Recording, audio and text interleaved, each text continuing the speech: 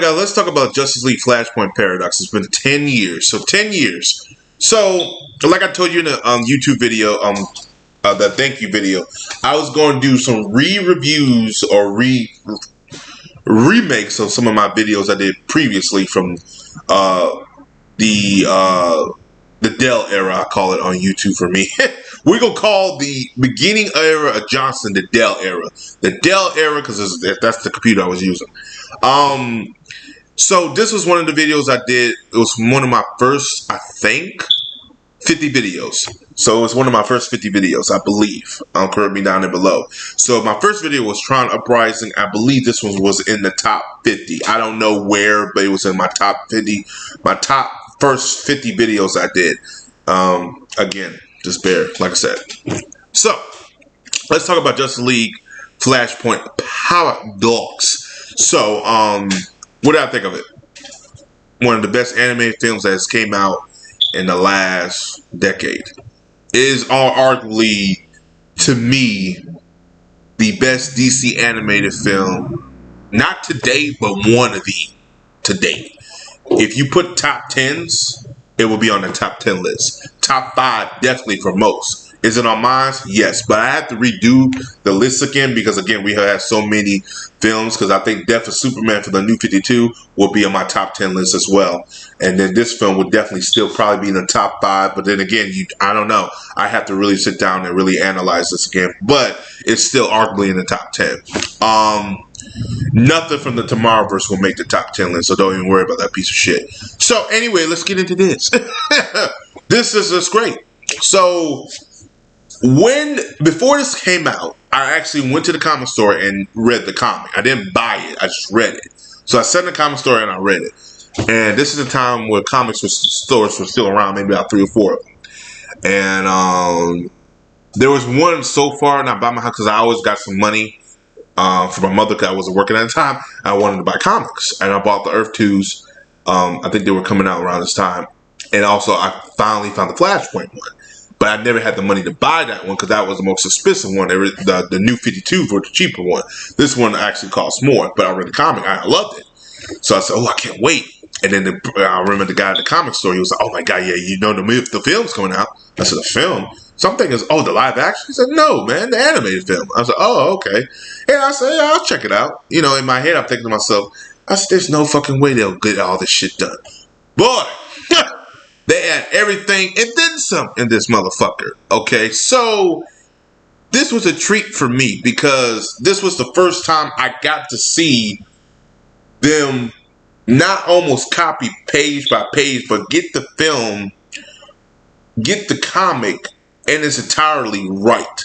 This film does a good job to actually capture the Flashpoint storyline very well. And also, I think Jeff Johns was also helping J.O. on this too. But it was fantastic. The comic itself is like just great. The film itself is like a straight, like maybe like a 9 out of 10 for me. I really enjoyed this. This was great. The fight between Barry and Reverse Flash, how Barry had to go back into he changed the timeline to save his mother, which was a ripple effect to the world he was living in. Superman was captured. Aquaman and Wonder Woman were about to kill each other. Bruce dies, so his dad takes the mantle. And then you got fucking Batman shooting motherfuckers in the house. Holy shit! Because in the comic, I saw it. I was like, oh, okay, this is fine. You know, but seeing it in motion, I was losing my shit. I was like, yo, I love it.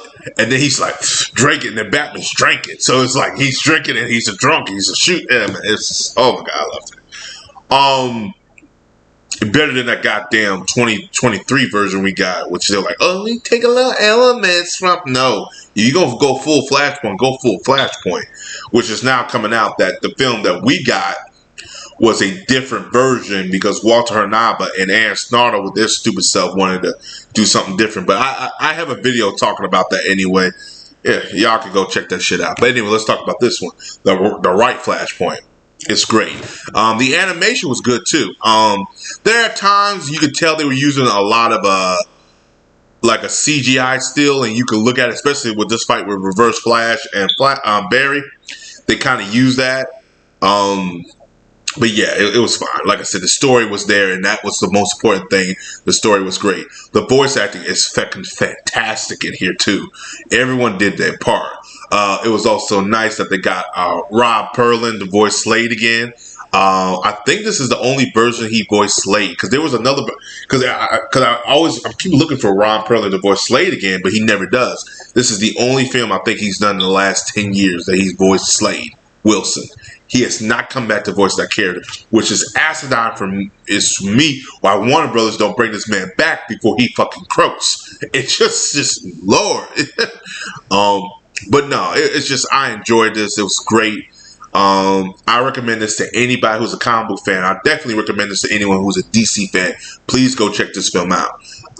Like I said, this is a re-review of this because, again, when I did it, I had the Dell, like we were in the Dell era, where the computer was like,